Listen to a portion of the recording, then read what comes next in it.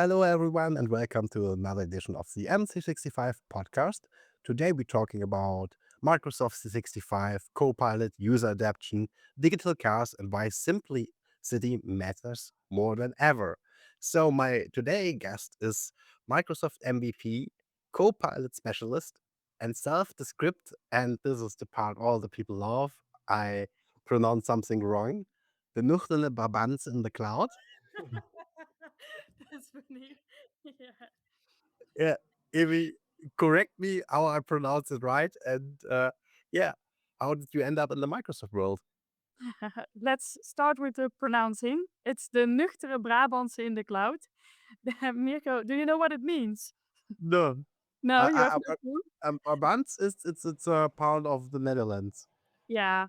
I'm coming from the south part of the Netherlands, and I think if I ask my grandmother about what people live in the south, she will say we are just farmers from the farmland, and we have a special pronunciation. I don't know if I pronounce that right, but and it's very recognizable. If you talk to people from the north or people from the middle of the Netherlands, they will immediately know that you are from Brabant. And I'm very proud of that. So that's the reason why I'm the Brabantse in the cloud. Awesome, and yeah, you are really new MVP. Can you a little bit talk or tell us about your journey from how did you come to the IT topic and how you get MVP, and also I think in the Netherlands has a secret organization that helps people to get MVP. It's the Dutch woman in tech.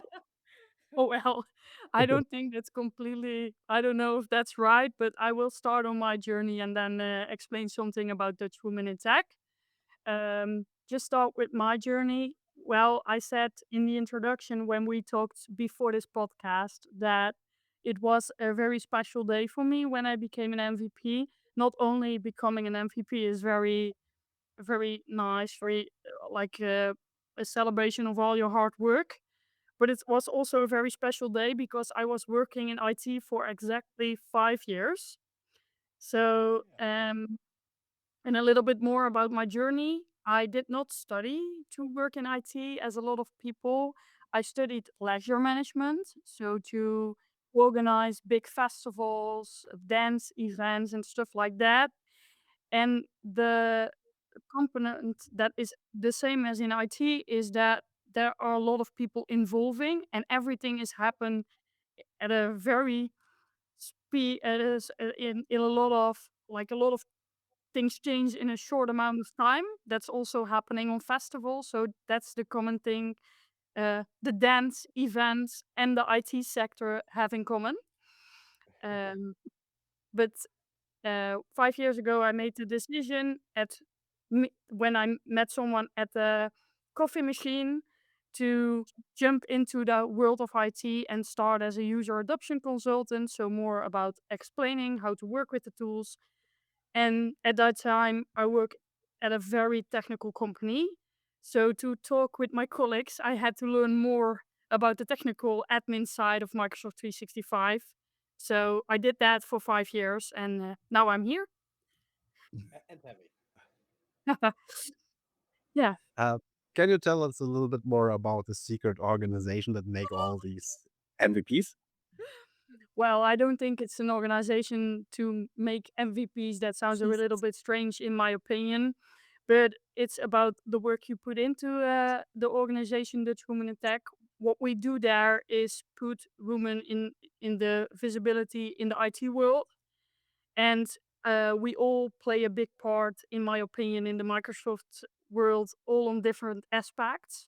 So it's not a secret organization that makes you MVP. It's a recognition for all the hard work we all are Yeah, doing as a part of Dutch Women in Tech. yeah. I think it's great because I have talked to a lot of women, especially from the Netherlands, and they're doing so a great job to make this visibility. And this is one of the biggest part to become an MVP, I think. So let us dive a little bit into the Microsoft 365 world. Um, a lot of people see Microsoft 65, yeah, as just tools. Uh, you clearly see more than that, and why? Well, in the end, it are tools to do your job. That's how I describe it in one sentence. But to use that tools, it's very complex. I think that if I ask people for example, if I ask my friends or my family, what are you using of the Microsoft 365 suite? It are just the famous Word, Excel, and PowerPoint. But it's much more than that. And I think that there are so many tools that are part of the Microsoft suite that you need guidance to use them right. How they connect to each other, how you can use them to do your more job more efficiency, more productive. So there are, uh, in my opinion, it's a lot. So you need some guidance to use them right. Mm, have your favorite tool? Yeah, but it's not really a tool. I call it the engine of the Microsoft 365 suite.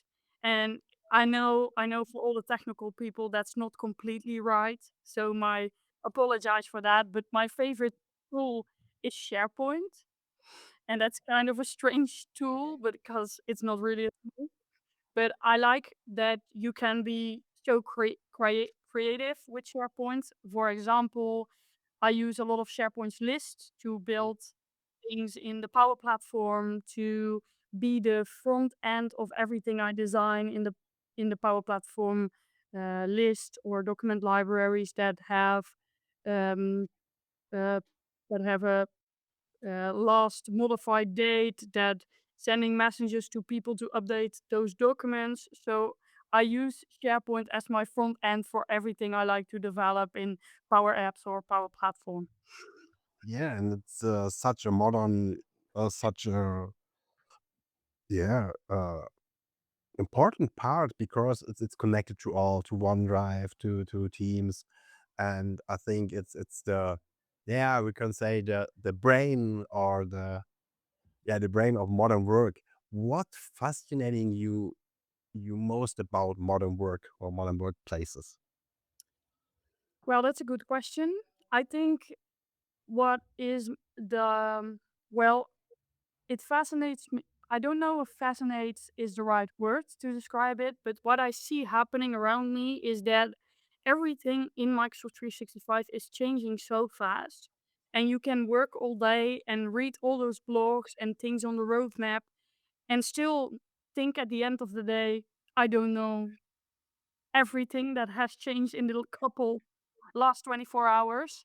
So it fascinates me that everything is changing so fast, and I'm wondering myself, how can we help users, but also admins or IT persons or the decision makers to know everything they need to know to make the right decisions? Because it's happening also fast in a short amount of time. And my main part of my job is know everything that's changed in Microsoft 365, and I'm not able to know everything. So how could those other people know that?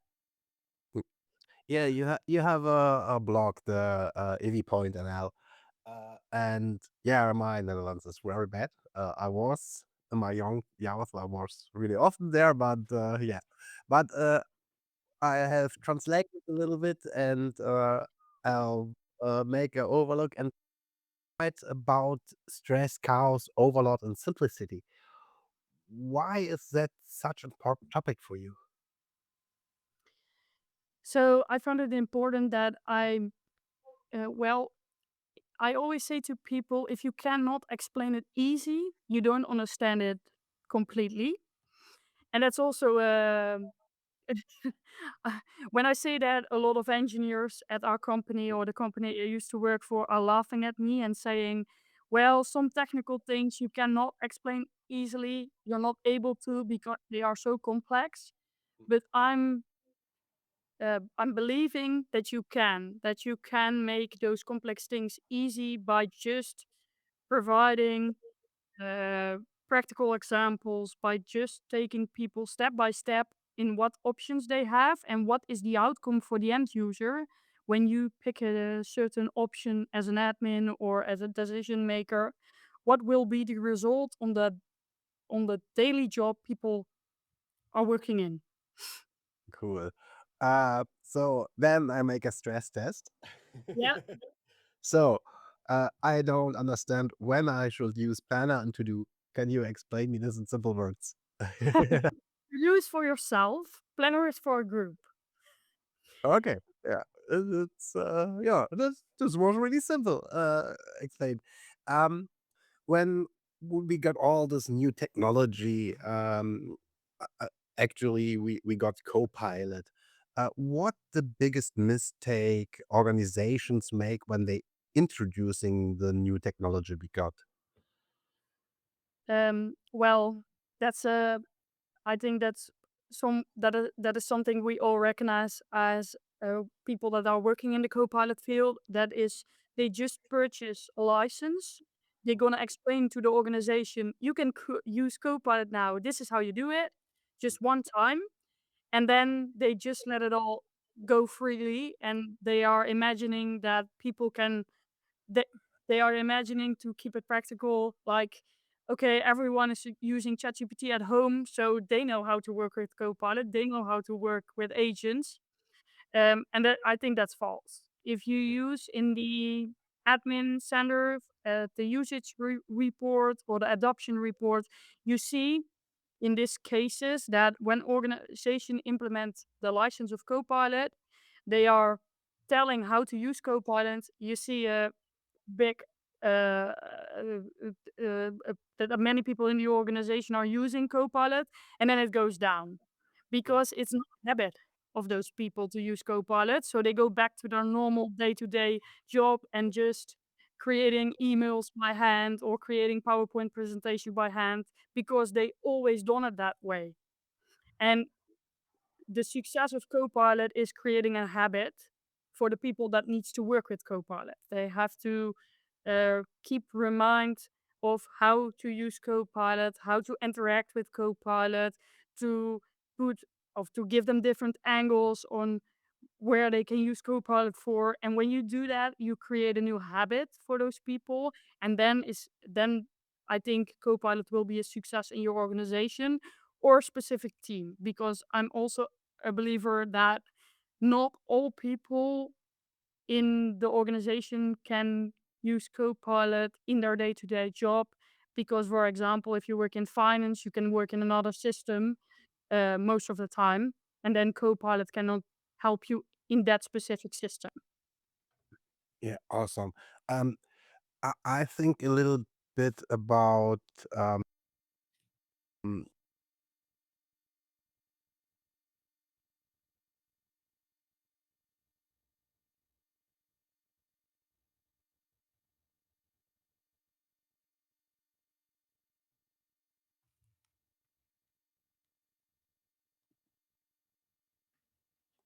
Oh, I'm sorry, now I was kicked out of the internet.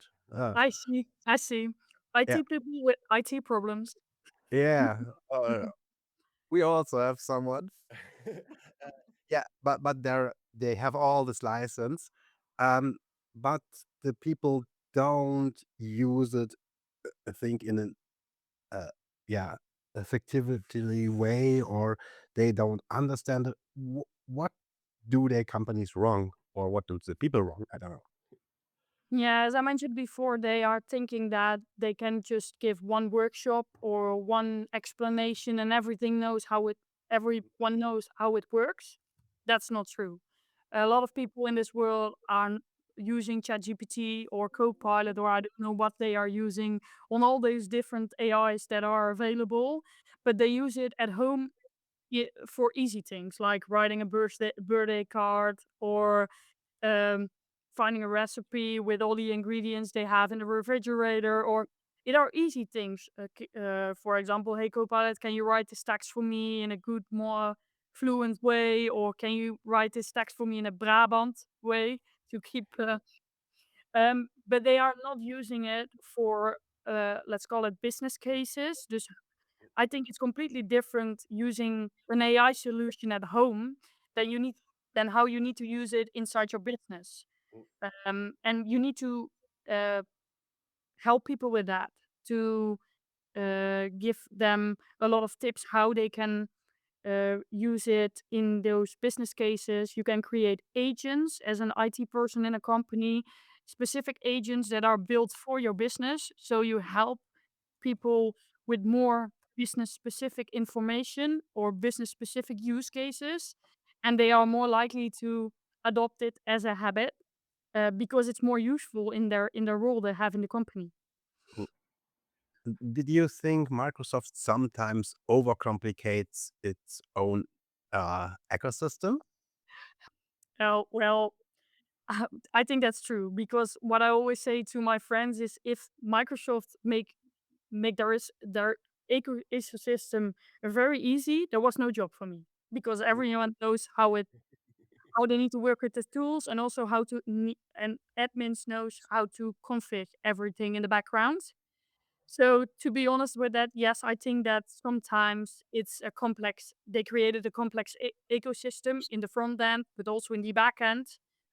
But I don't know how they could make it easier because there are many use cases, many options you need to, or situations you need to use those tools. And they also create an ecosystem with a lot of uh, that a lot of different sectors in businesses can use. So I Mm, think in the end that makes the ecosystem very complex. mm. Yeah, yesterday I learned something new that when you use Word and you have this copy paste the yeah, the format, when you double click it, you can use it on all things. So this was something I was yeah, this is game changing small thing, and I read a little bit in your content, and you often focus on these small features that make a huge difference. Why is it so important for you in this topic? I think that if you change those small things by a setting or for example by using some different technique, um, it can uh, it can create or it can save you a lot of time. And it also make working in Microsoft 365 more fun, more efficient. And I think that's the main focus of my blogs, to make your work easier, not only on how you're using those tools, but also by putting in some simple settings, using some simple techniques, and make your work at the end of the workday. If you count all those minutes or seconds you are saving with those easy steps, you can implement in a couple seconds or using a different way to achieve something. If you count all those time you saved at the end of the workday, I think you will save a lot of time. Every small thing, uh, in the end, will make a big impact. Um, is the simplicity harder to achieve than enterprise IT than, yeah, complexity? Can you repeat the question or what it Um, for enterprise IT, is it we can all just do this awesome stuff and build, I don't know. We have, I don't know, alone in Azure we have 1,100 services, um, and it's it and we can build, I think nearly all what we dream of, but um, it's to achieve this complexity harder, or is it harder to uh, achieve simplicity for? I think it's the last one. As I said before, also a thing that I used to say a lot and make me not very popular in this world is everything you build can be broken. So just if you look at the front end of Microsoft 365, for example, SharePoint, you can also build a lot of things by custom web parts or stuff like that. And I'm not a big fan of that. I like building, I like knutselen, crafting in Dutch. But I think you make it very complex when you craft things, and craft is between quotes. I'm more a fan of um, easy implementing. I don't know if that's the right transition, but by using the things that are in place and by putting them in a right order or in a right structure, uh, I'm more a fan of that than crafting and building custom things because, as I said before, they can break. But to go back to your question, I think it's hard to in this complex ecosystem to reach simplicity because if I look from the admin side of Microsoft 365, I think I assume that we all like crafting in the Microsoft 365 suite. It can be with SharePoint, it can be with Azure, it can be with everything between those. But it's harder to keep those craft things just for ourselves and not for the organization and focus more on how we can make it easy, how we can use standard tools to achieve the same answer for the end user by using the default Microsoft is providing. I think that's the hardest part for us as a Microsoft 365 admin. Yeah, you have also given a nice talk at the MC65 show about what it will be in admin. From your perspective as admin, what do simple Microsoft environments actually look like for you? Um, well, I cannot like put an architect. I cannot give you an answer based on how you. Well, I can zoom in on my favorite tool, SharePoint, for example.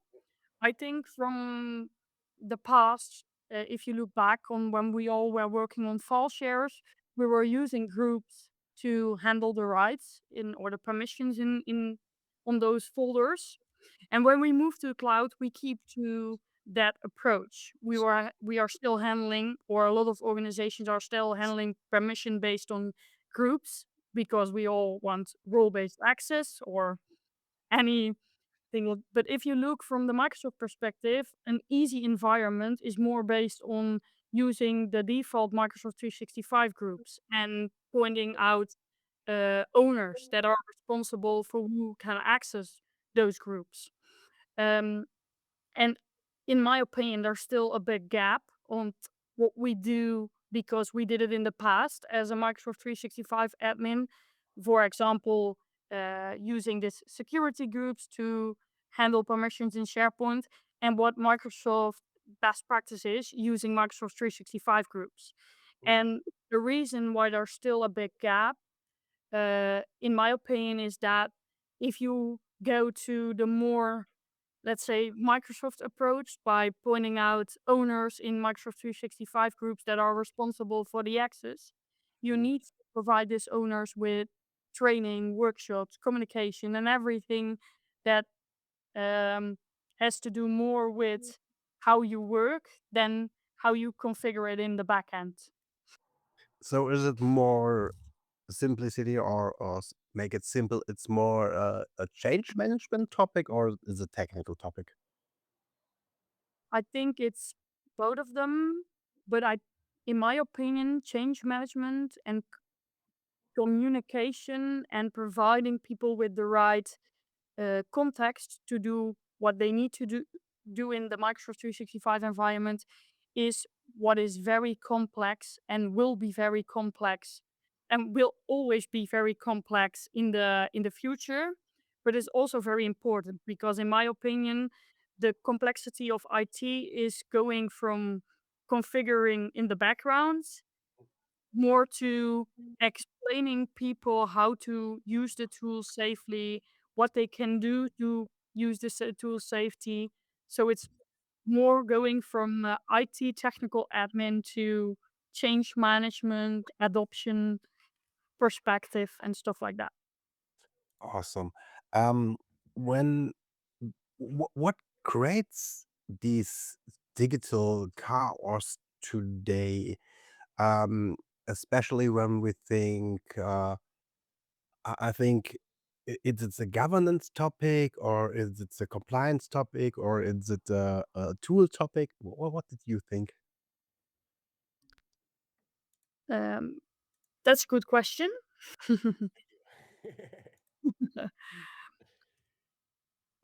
Let me think on that. Yeah. Well, you mean what is it more like focused on what aspect or I think where did this why did this chaos where did it come from? Is it why we not as IT from an IT side we not managed it enough, or the leadership give not clear instructions, or the people are I don't know they are totally crazy.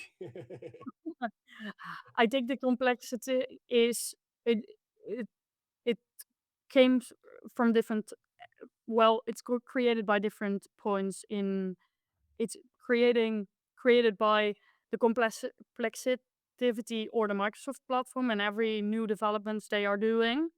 It's also because it's has become easier with the use of tools to handle all those technical configurations, and so the focus is more going from the technical perspective to having the conversation with your customer about compliance, about how they want to work, about the way of working, but also security wise, how they want to inform their organization on everything that is happening in this world.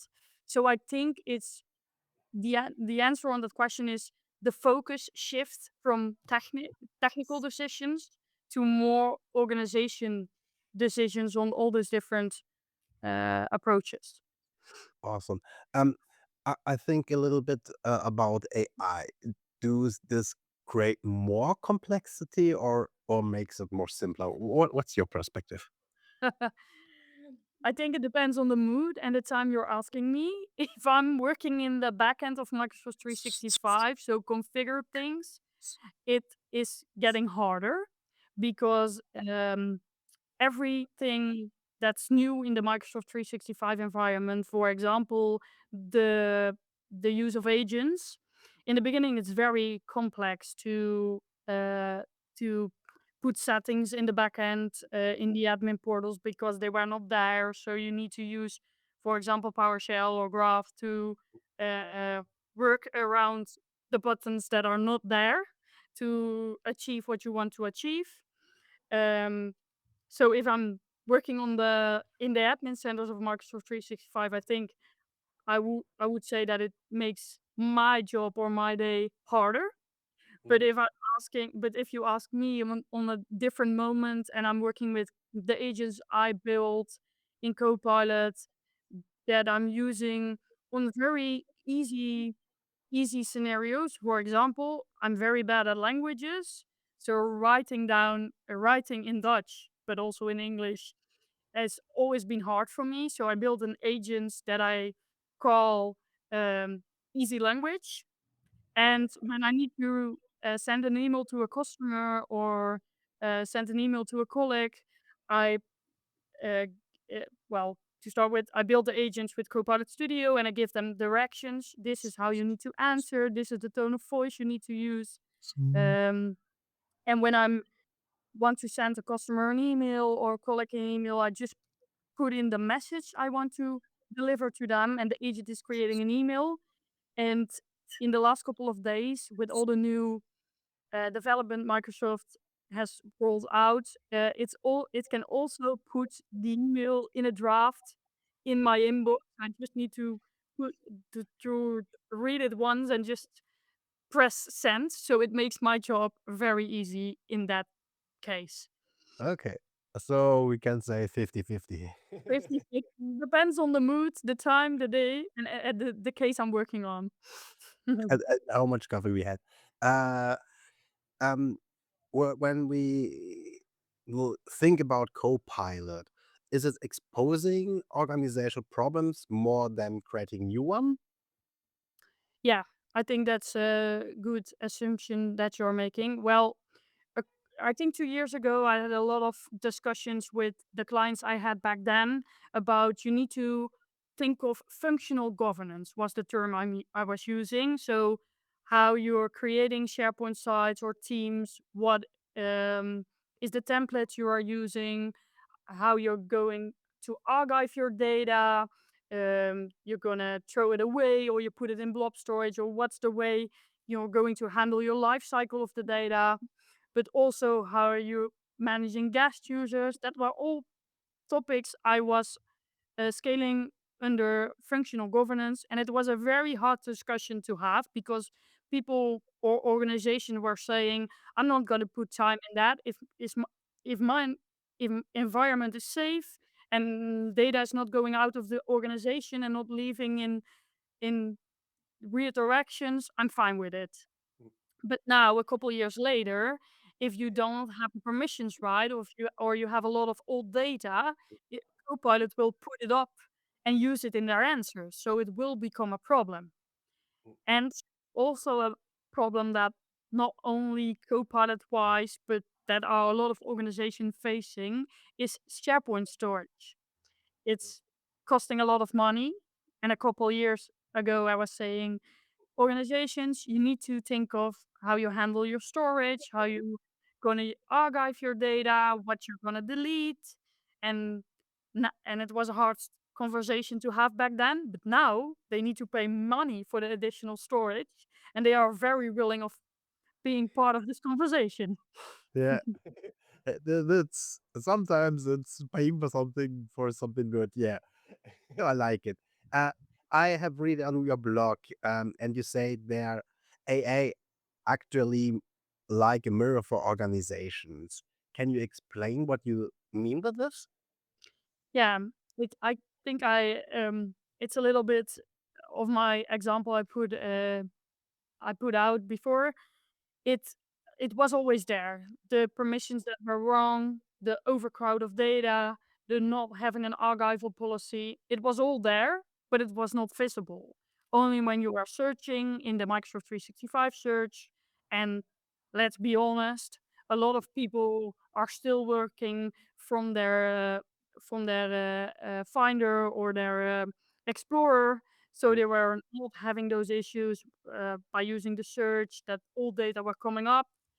But now all those organizations are going to use Copilot, and Copilot will use that old document from 10 years ago still in his answers, and the data is not correct.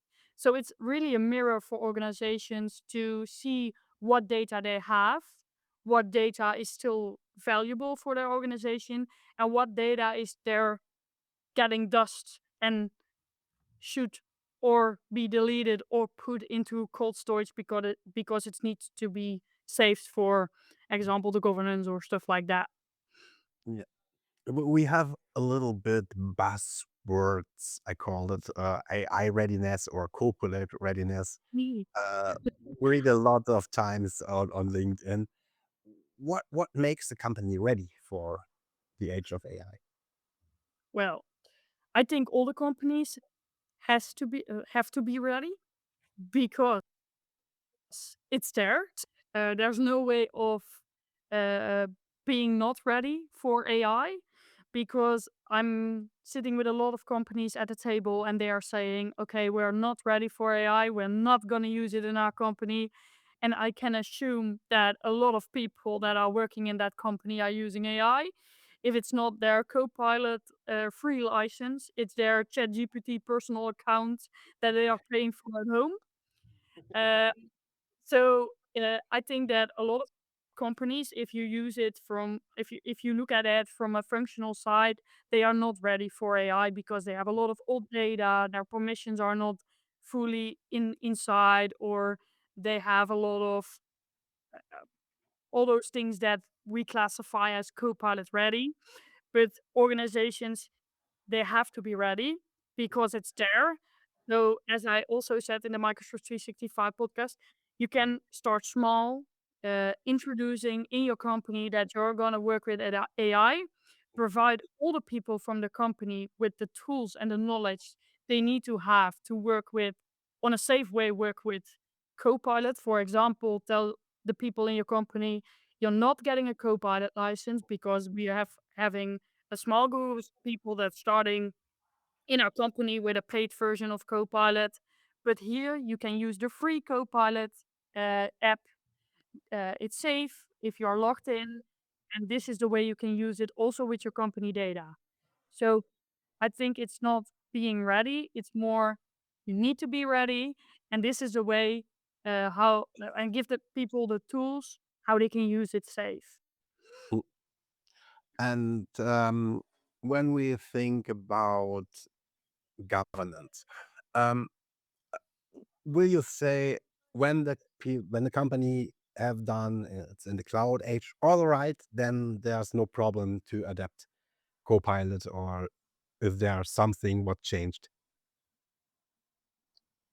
Well, I think a lot of people or organizations are talking about governance a lot, but in my opinion, there are two different governance in the Microsoft 365 environment. You have the governance that is based on how you can enter your Microsoft 365 environment, on what devices, on what conditions. So more the technical governance, how Intune is configured, how conditional access is configured, and that is governance.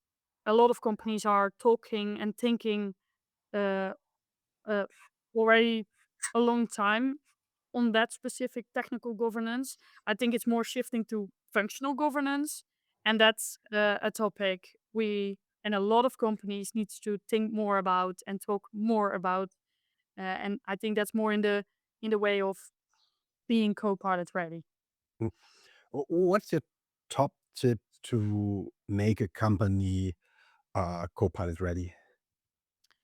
Um, so it are more on the easy things you can put in place. For example, you can create a template document library. So templates are available in Word, Excel, and PowerPoint. And because you do so, Copilot will recognize those as templates, and you can use them uh, in prompts, and Copilot can use them if they are configured correctly by creating, for example, presentations. So it's more on those functional steps or functional settings you as an admin can provide to get more out of Copilot. So that's the first tip. Um,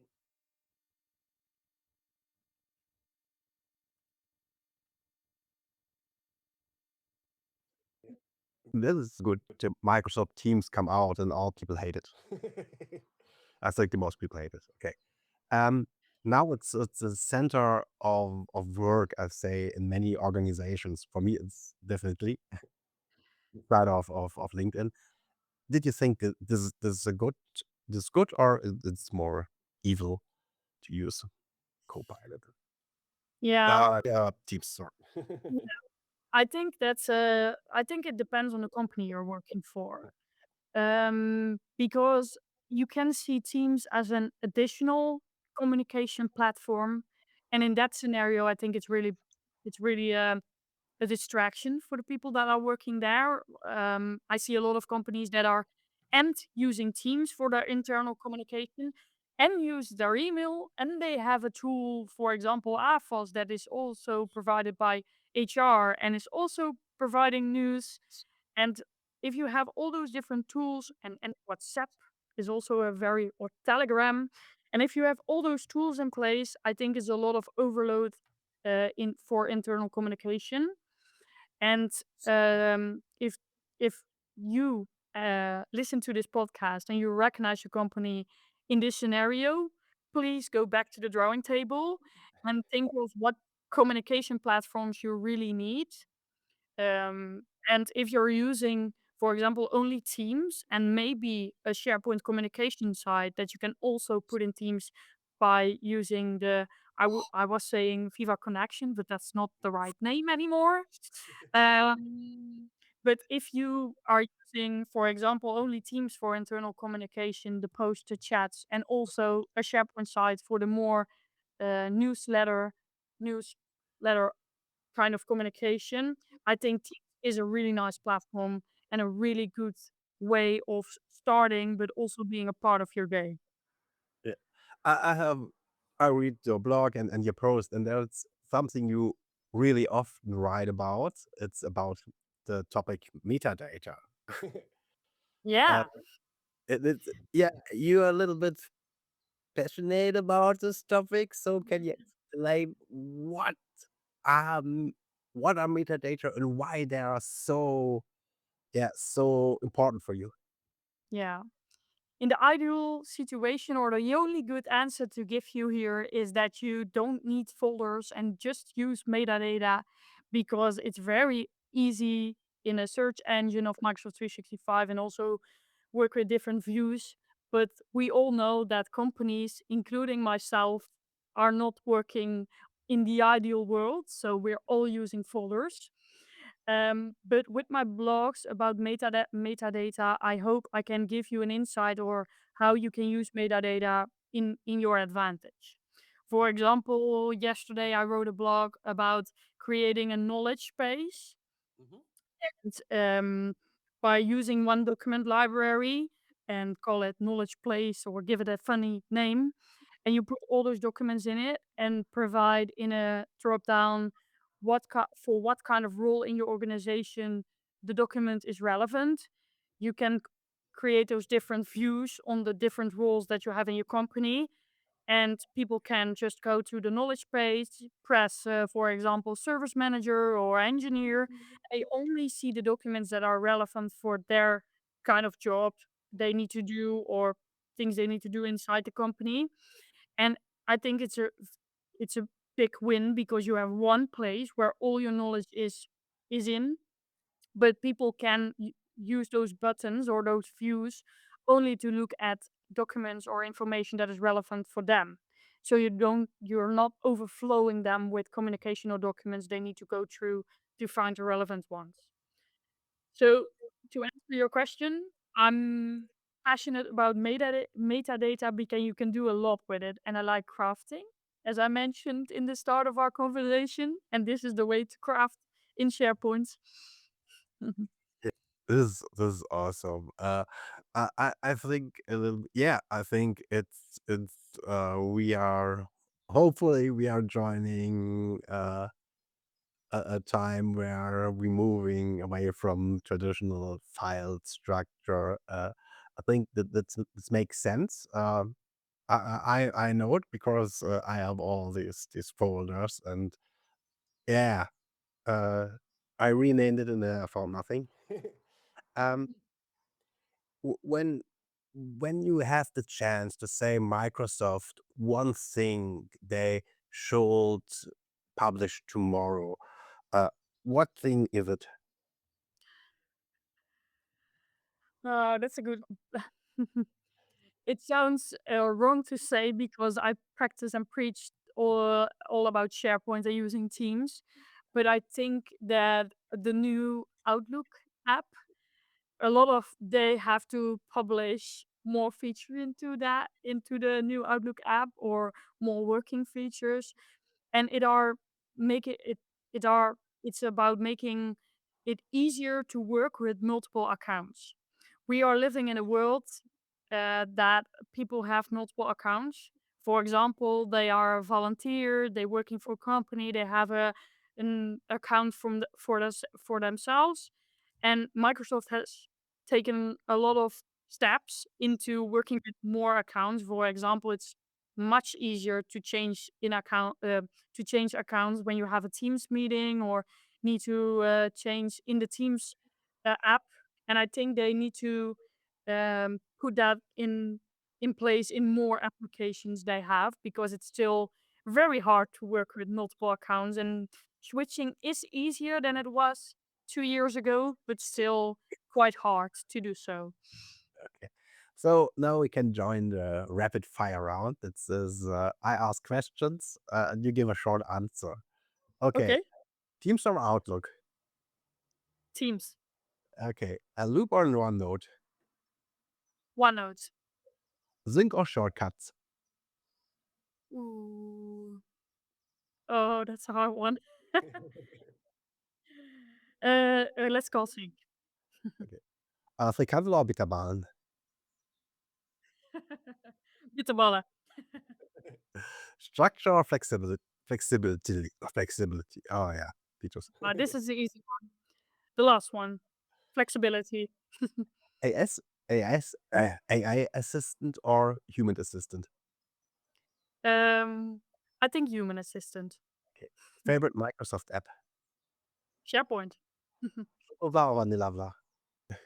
Sorry? Chocolat or Vanillavla? Vanilla.